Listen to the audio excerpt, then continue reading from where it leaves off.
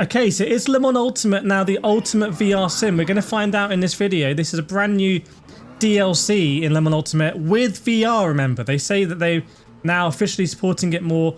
I'm going to be honest, it's taken over an hour to get to this point where we're now in the cockpit in VR, but I'm pleasantly surprised by what I'm seeing. I'm running this in the Pimax Crystal headset. This is a sponsored headset from Pimax. A big thank you to Pimax. And I'm trying to run this at 120 Hz at 1440p, and touch wood, or fingers crossed, it looks like that we're not having such a bad experience right now. I'm trying to work out kind of the car ahead, the BMW, is hard for me to focus on it. Those little like tags, I think the things that come out for you to hook stuff onto around the turbo sign, difficult for me to kind of place. You can see the HUD here is very clear through the car. The radar is very, very clear as well. The UI above the cars is super clear. So I've got a lot of clarity with the UI elements, which is a good sign. What's going to happen here at turn 1 Monza? We'll just go up the inside, lads. We'll join the hypercars, why not? Or maybe they're the PTs, oh my god. So the UI elements are good. The frame rate, it doesn't feel super smooth. Maybe 120 Hz was quite ambitious. But I do a lot of iRacing in VR at 120 Hz. ACC as well. Obviously I do Gran Turismo 7 on PSVR 2, but that has reprojection. How is Le Mans Ultimate going to handle compared to those big existing VR sim racing games? I'm in the free McLaren 720S here as part of the new LMGT3 pack, and they say there's been a whole host of other upgrades. But I'm really pleasantly surprised by this actually. I have to caveat it by saying, you know, like I said at the beginning, it's taken over an hour to get here. There's been lots of errors, and I don't know why it's working now. I've just kept trying to restart in Steam VR. And if you are thinking about buying a Pimax Crystal headset, for example, this is a cutting-edge headset. It's not going to be 100% easy plug and play. You're going to need to go into the software and tweak stuff. And when you combine that with a kind of early access game like Le Mans Ultimate, it's going to be a lot of tweaking. This is not a kind of like super refined and easy, you plug it in, everything works. It's not like that. Maybe compared to, say, the PSVR 2 with GT7. But the benefits are you're able to run stuff, if you've got the PC to do it, at higher frame rates with better clarity. And this is miles better than, for example, Rennsport. It's miles better than F124 already. Is it better than iRacing? I don't think so. iRacing has a really, I would say, kind of established VR experience now. We can have a very, very, very smooth experience. Oh god. ACC, the jury's out. I actually quite like ACC in VR, but I know a lot of people don't. I think a lot of people will say that this is better than ACC in VR. And that's a huge win for Le Mans Ultimate, so congratulations to the developers there.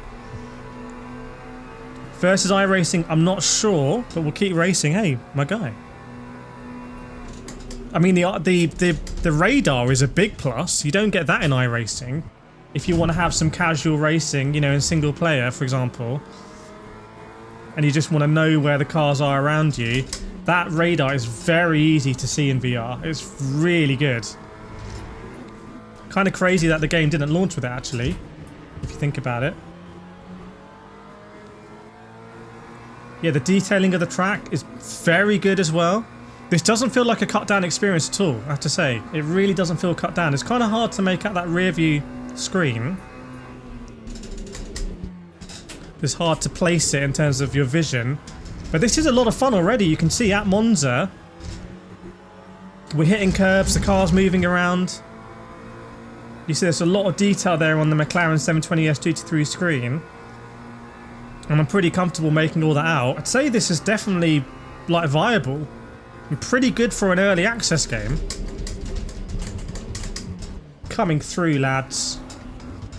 In neutral. That's how they do it. That's how the pros do it. Oh, God. It's the worst exit in history. That's embarrassing. And this is what VR gives you, this side-by-side. As I absolutely bottle it.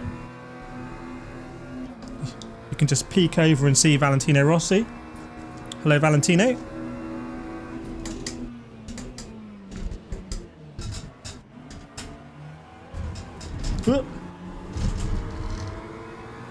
I'm enjoying this. This is much better than I thought it was going to be. Obviously, my context is clouded maybe by how difficult it's been to get to this point, but now we're here. This is good. I will be spending a lot of time in this, and I'll do some guides as well, especially I know a lot of you guys and girls watching are picking up VR headsets, including stuff like the Pimax Crystal. And like I said, it's not plug and play. It's not just going to be you're going to connect it with a USB and it's all going to work. You are going to need to tweak some stuff and understand some settings, which I can help you with. It's also the VR channel in my Discord as well. discord.gg/Kireth, so you can share any tips that you find, because the VR is really a community. How about a big old send here? Yes, lads. Oh god. Sorry. Spirit of race. But this is a lot of fun, and it's licensed. You know, comparing with iRacing, you don't get these licensed liveries in iRacing off the bat. Oh my god. See, imagine oh! Oh no!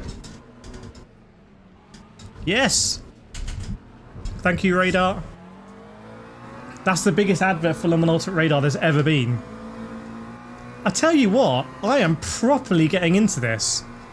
This is very tidy. You got to feel a little bit for the guys and girls at Le Mans Ultimate, because they've fundamentally got a good game. Everyone's very cynical about it, I would say.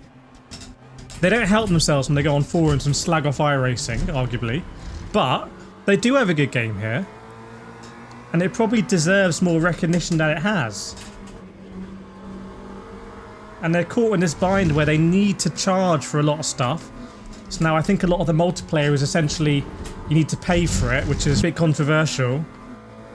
And people say, oh, well, you know, well, they say you don't need to pay for everything, but the fact that a lot of it is now hidden away behind a paywall, where is their focus going to be?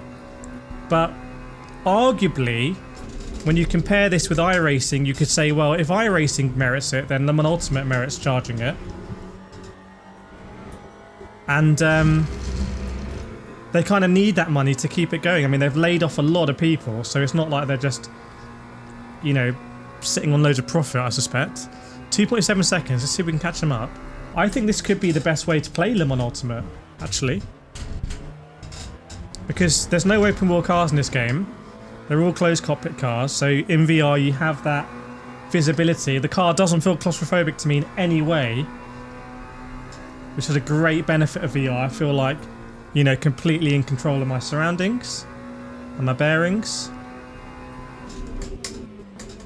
You can do a little bit of look to apex. You know, I'm really getting into this, I have to say. I think, like I said earlier, like this is much better than F124 in VR. Much better than Rensport.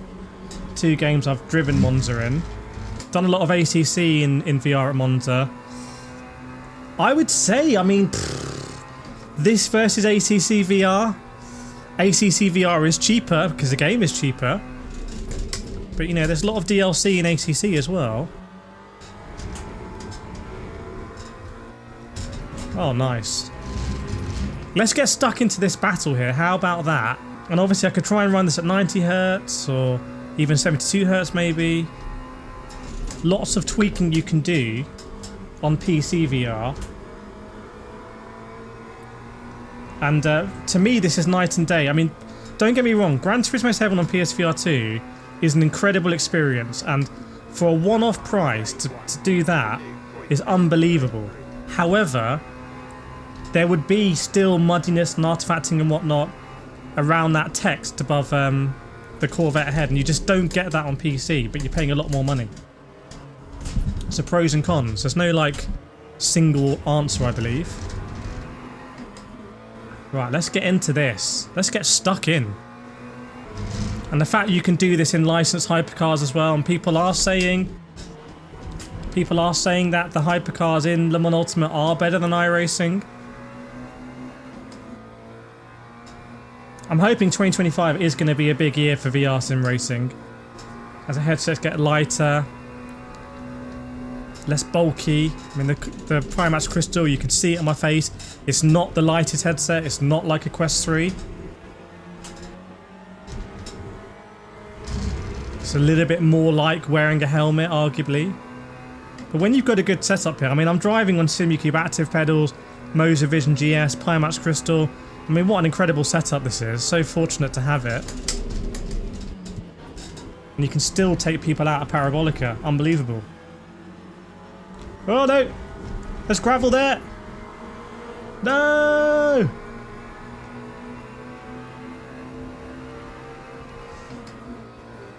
And you can imagine these stakes in online multiplayer as well, because this is an offline race.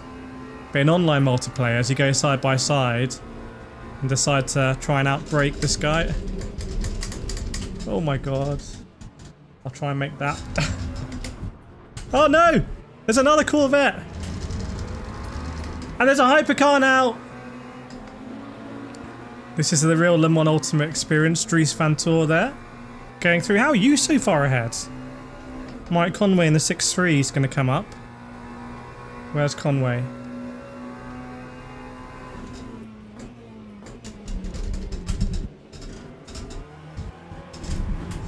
Oh, I need to be going through there flat, really. 720S is quite fun to drive. Obviously, you're always going to have that thing in the back of your mind. You're like, are the other cars faster because they're paid DLC? I'll let the esports community do the investigation on that. Here we go, hypercars. 499p coming through. Fuoco. Can we go up the inside?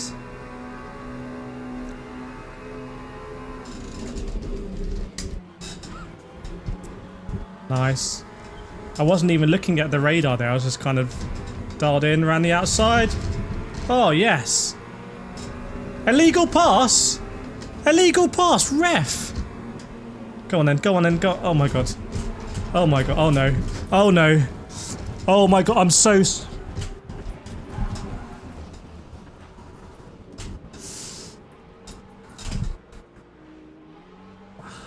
That's unfortunate. This has been better than I expected. I'm going to be honest with you, better than I expected. If you want to check out the game or the Pimax Crystal, links in the description. But yeah, let me know what you think about VR sim racing in Le Mans Ultimate on the basis of what you've seen. I'll see you next time.